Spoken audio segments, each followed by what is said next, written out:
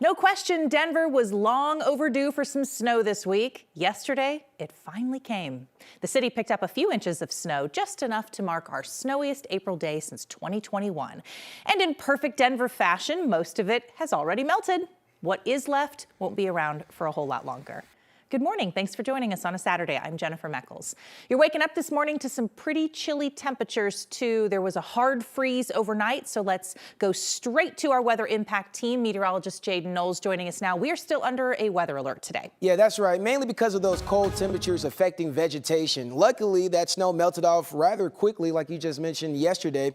So there's not a whole lot of slick spots out there this morning. There might be a couple of slick spots in some neighborhoods, but for the most part, roadways are doing pretty good. So here's the things that you need to know as you're heading out the door this morning. Definitely bundle up because these temperatures are chilly. We're still under that freeze warning, but temperatures will heat up as we head into this afternoon. And guess what? The 70s quickly return just as we head into tomorrow. Here's your freeze warning, and everyone that's shaded in this color here, that is what is included, the metro area as well as the eastern plains and parts of the high country as well. These temperatures are still in the upper 20s as well as the low 30s. So 33 degrees here in downtown Denver.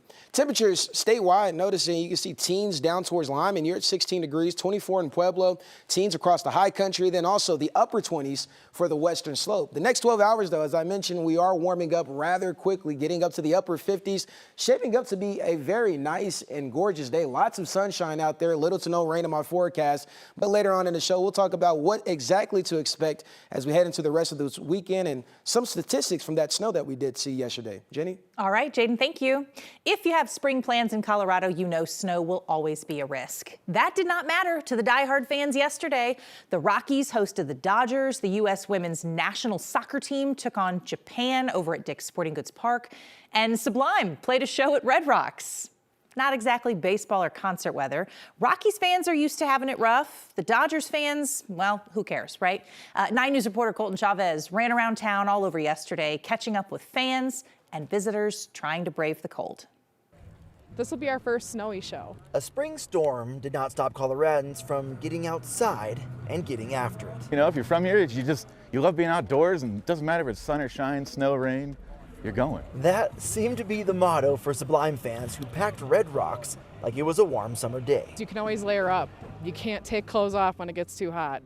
People frown on that. So I brought a jacket just in case. We'll see if we need it or not, obviously. And I brought a beanie, just in case there. Sports fans weren't scared by this snow either. Fans flocked to Dick's Sporting Goods Park to see the women's national soccer team take on Japan. In Denver, Gonna have the earmuffs. I should have my gloves on. Long They're in my bag. socks. Rockies fans came prepared to play the Dodgers. Even my dad texted us a picture, was like, I think game's gonna be canceled. We're like, no, it's sunny now. It seems the snow did not slow anyone down. I mean, we got the view with the snow on the mountains. You know, it was snowing all day today, so this is what we're used to. We're ready for it. I don't know, we kind of thought about not coming up, but I mean, how are you going to not? That was Colton Chavez reporting. A federal judge is now putting a hold on the acquisition of 9 News parent company, Tegna, by Nexstar, the company that owns Fox 31. Nexstar has said multiple stations in the same city will be combined. The judge's order now says the expected loss of newsrooms and journalists is one reason why this deal should be paused while an anti-monopoly lawsuit proceeds. Nexstar is the largest owner of TV stations in America. It got approval for the acquisition by the Trump administration. President Trump has said the deal, quote, will help knock out the fake news. Nexstar has called itself the anti-fake news. DirecTV and Democratic attorneys generals, including Colorado AG Phil Weiser, are now suing, saying the enlarged company would be an illegal monopoly. Nexstar says it's necessary to compete with big tech for advertising. So this injunction now blocks Nexstar from consolidating stations as the lawsuit continues. Nexstar says it will appeal the injunction to a federal appeals court. Traffic on I-70 at the Colfax overpass near Golden is back open this weekend after a semi-truck rolled over there yesterday afternoon, spilling fuel onto the road. West Metro Fire said nobody got hurt, but the truck, that was badly damaged. The semi was the only vehicle involved in this crash. Not clear what caused it, but worth noting, this happened after the snow fell. A man will now spend decades in prison for opening fire on a bar in Greeley. Prosecutors say 33-year-old Jimmy Cazares fired 59 shots into Weiler's Pub and Brew back in November of 2024. He had been kicked out of the bar for fighting. An employee was shot several times, including the neck. She survived, though. Cazares was sentenced this week to 96 years in prison. Dozens of people are still out there searching for a missing hunter from Salida. He's not been seen since Wednesday. The Chaffee County Sheriff's Office says 27-year-old Caden Seitz went hunting alone and then didn't show up to a doctor's appointment he was expected at Wednesday afternoon. His family found his truck on Shavano Mountain. His cell phone was out of battery and inside the truck. Search teams are now using dogs, drones, helicopters, and other tools to try to find him. The sheriff's office said today they believe Caden was wearing a ghillie suit, a specialized 3D camouflage suit designed to blend into the natural foliage. DIA is now warning of a new threat where scammers are pretending to represent the airport. In a social media post this week, DIA says they have received reports of their public phone number being cloned. Of course, officials say they will never ask you for sensitive personal information over the phone. We talked to an expert about the signs to look out for.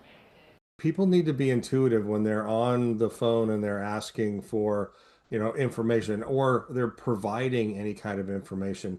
They start getting questions. If you called, the Denver International Airport and some guy starts asking you to verify, who you are, what's your social security number, what your address is, that's information that is completely irrelevant to the phone number that you dialed, right? He also said if you think you have been a victim of a scam, you should absolutely report it and then change all of your passwords immediately. Well, a proposal to revive the Denver pavilions in downtown would involve demolishing the west side of that open-air mall and creating a new park. The Denver Downtown Development Authority bought the pavilions and the parking lots behind them last year. At the time, city leaders said it was headed for foreclosure. They wanted to make sure it didn't end up owned by someone who didn't have Denver's best interests at heart. The Development Authority then brought together a panel to try to figure out what to do with this property. So in addition to a publicly accessible park, now the panel is suggesting 2 new residential towers. The panel will provide a formal report sometime in the next month or two, and then the Downtown Development Authority will determine the next steps.